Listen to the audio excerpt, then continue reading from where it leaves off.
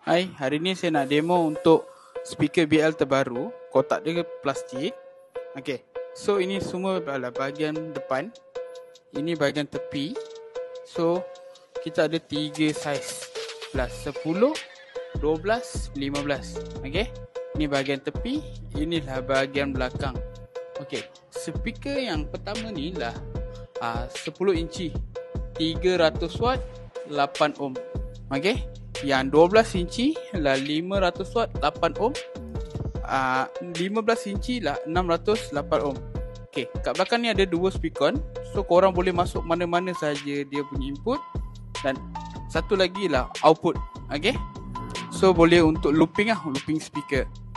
Okey, kita tengok balik bahagian depan. So inilah bahagian depan.